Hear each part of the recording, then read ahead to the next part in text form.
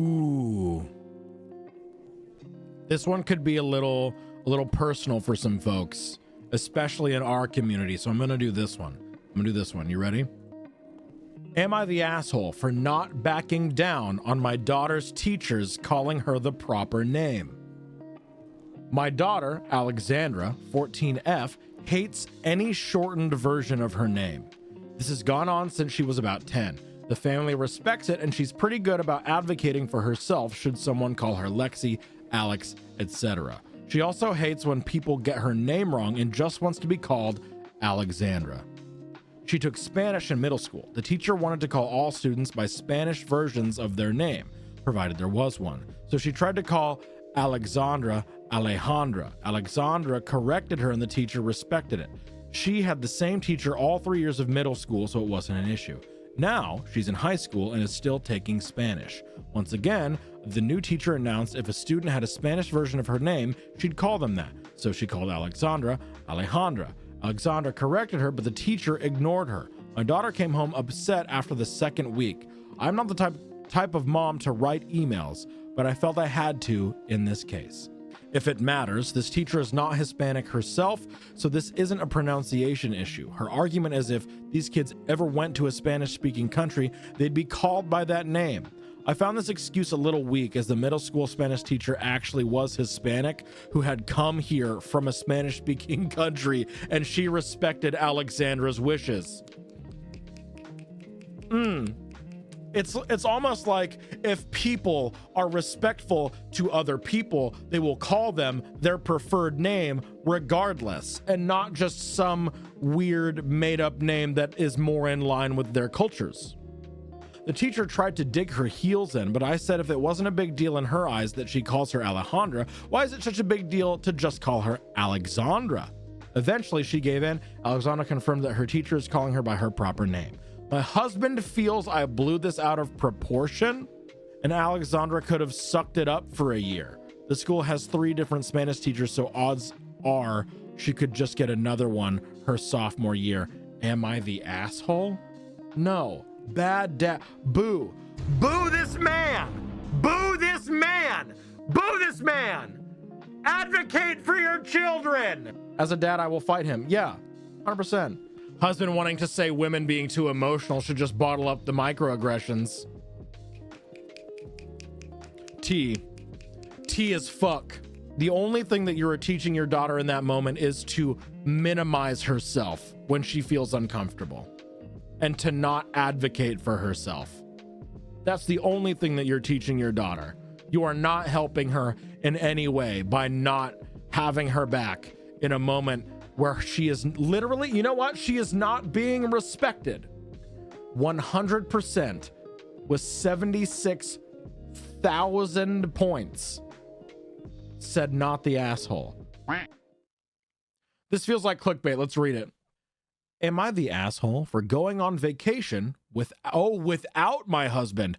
Oh, I thought it said with, I thought it said with my husband. Oh shit, never mind. That's different entirely. Oh, we've got tea here. We've got tea. Let's go. Am I the asshole for going on vacation without my husband? I'm curious about this one. Me too. Tea time with beeps. Let's go. You ready? You fucking ready? I am. My husband, 32M, and I, 29F, planned a week vacation to New Orleans in the US. We, but mostly I, have been planning this for months. Back in March, I told him I would plan most of it, where to go, and what to do. All he has to do was make sure he had the week off and buy the plane tickets. Oh no. Is this a classic case of I took on literally all of the work and all you had to do was this one thing and you couldn't do that?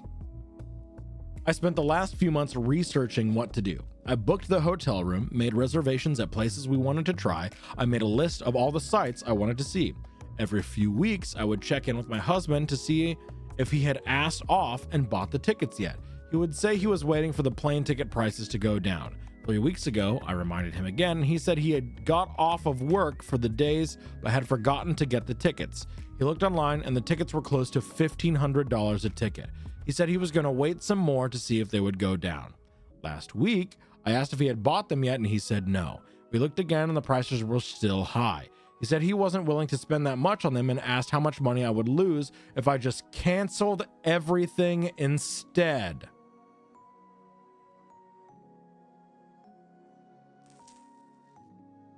He offered to have a nice staycation instead. I told him I was not willing to cancel everything because I spent so much time planning it.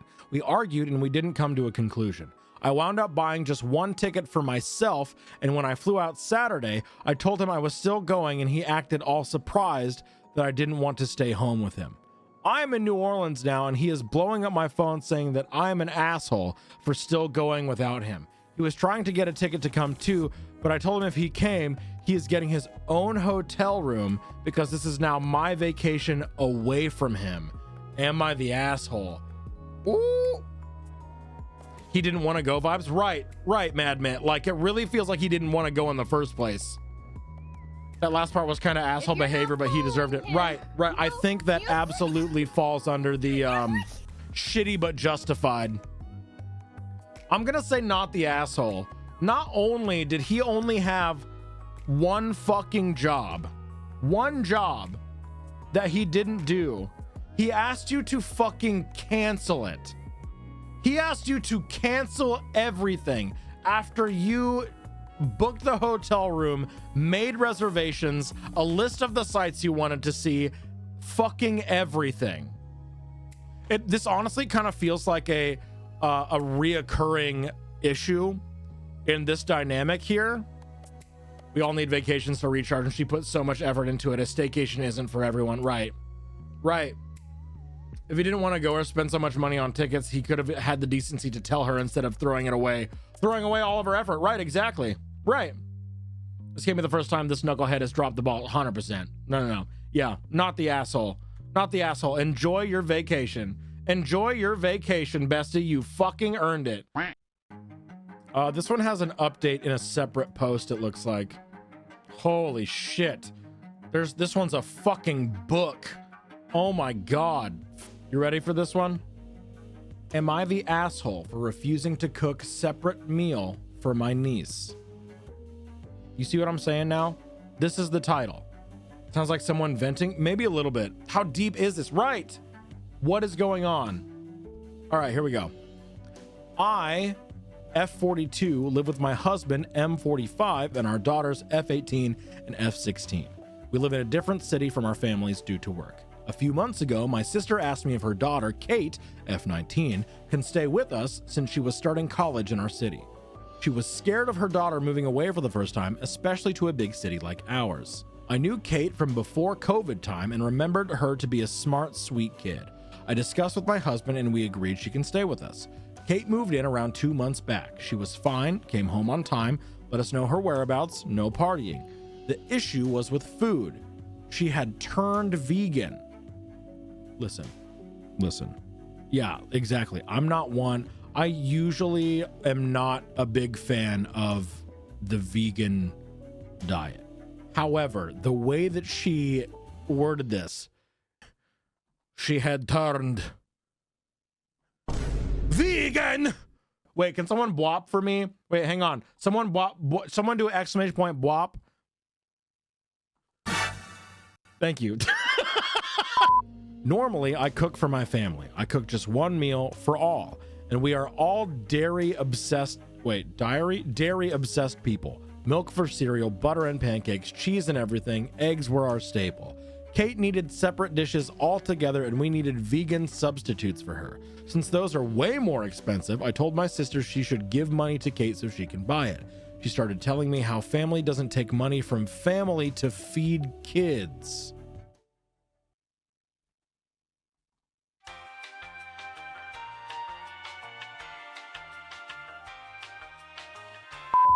I told her I would feed Kate same as other kids, but I won't spend excess money on her. She said that's fine. Since her mom won't buy it, Kate started buying plant-based substitutes with her pocket money.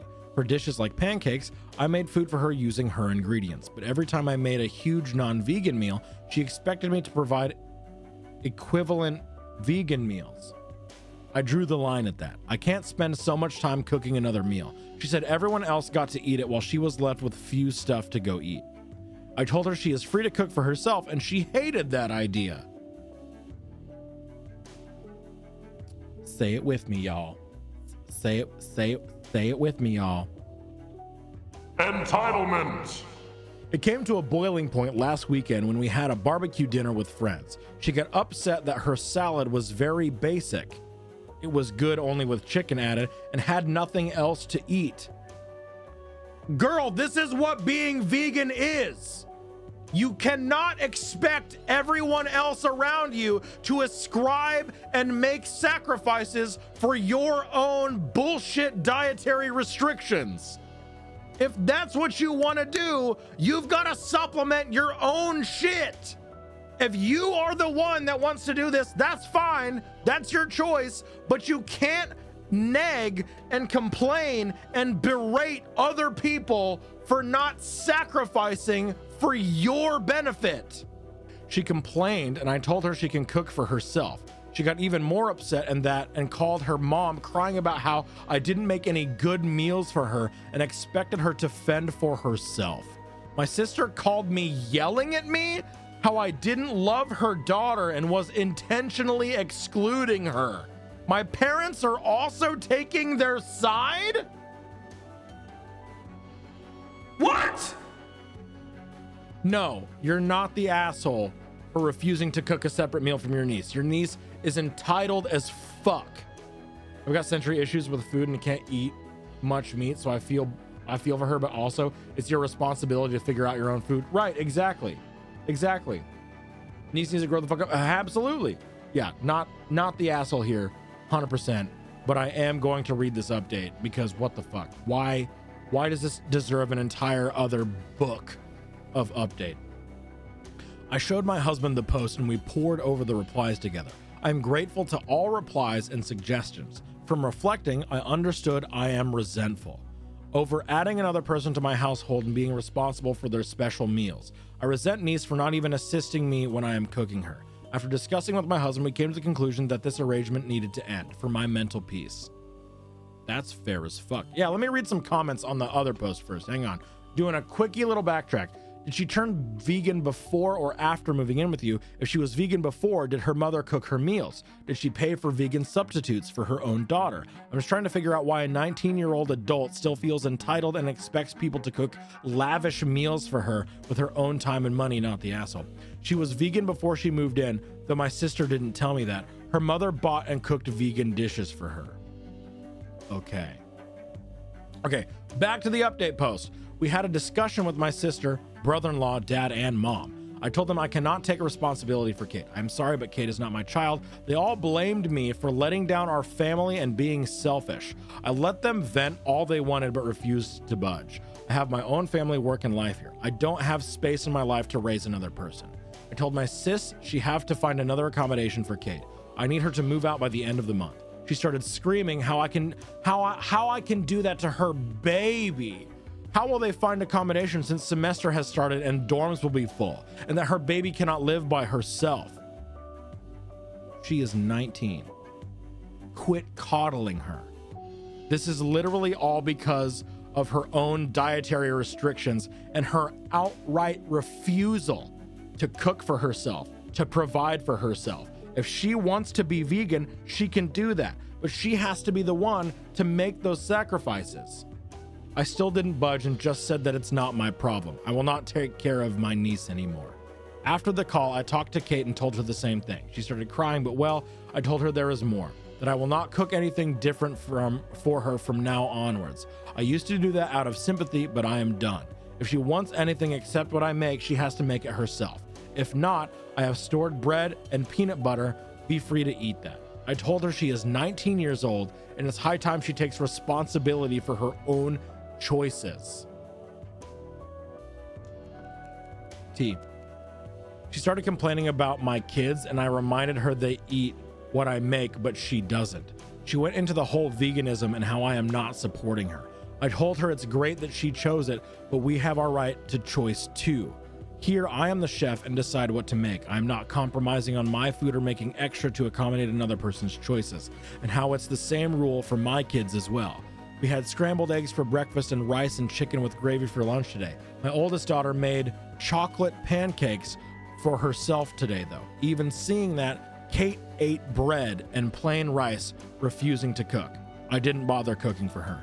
I will store enough bread and peanut butter for Kate, but if she wants special meals, she'll have to put in some effort. I'm not caving this time. Right, OP is not her personal chef. She is 19 years old. She's refusing to cook for herself. She's just refusing to take care of herself and expecting to put that burden onto someone else. If the niece doesn't know how to cook, freaking TikTok and YouTube is an easy source. Right, there are so many recipes and avenues of learning how to cook. Not only so many different ways to learn how to cook, but so many different ways in so many different methods for so many different people that learn in different ways. I live alone, don't know how to cook, and I still feed myself. Frozen meals exist even for specialized diets. Exactly. Entitled parent having an entitled child. Exactly. Can I put this up here?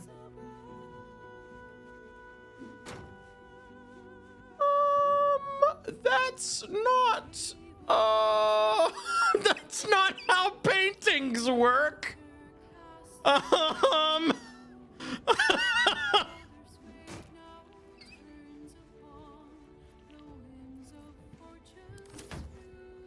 Interior design by Karlak.